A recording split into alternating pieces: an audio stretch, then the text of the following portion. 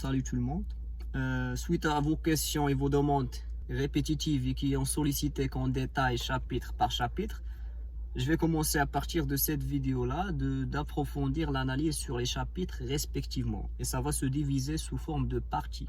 Donc il y a des vidéos qui vont mettre l'accent et détailler des parties exactes. D'autres vont s'orienter vers les autres chapitres.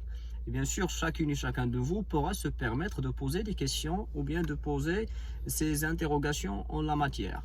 Pour le premier chapitre de la Porte à merveille, il contient une multitude d'événements clés. Dans un premier temps, c'est l'incipit. C'est quoi l'incipit?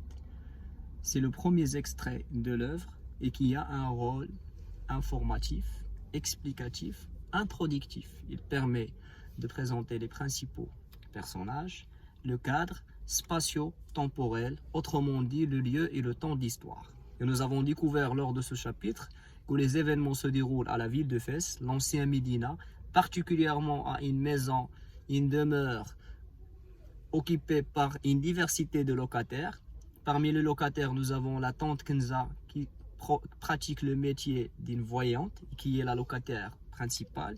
Et bien sûr, cette dernière Kenza, elle occupe les deux pièces de rez-de-chaussée. Le premier étage, il est occupé par Rahma, également son mari Driss Laouad et leur fille Zineb, âgée de 7 ans. Par contre, le deuxième étage, c'est là où habite le narrateur, sa maman Zoubida, âgée de 22 ans, et son père, Malem Abdeslam, qui pratique le métier d'un tisserand.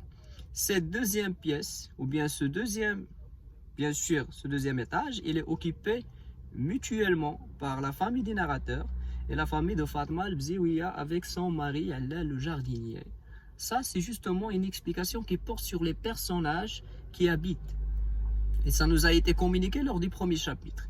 D'ailleurs, ce chapitre-là, elle a ciblé, elle a placé au cœur de ses importances de ne faire part des caractères comment elle est solitaire, imaginatif et rêveur de Sidi Mohammed,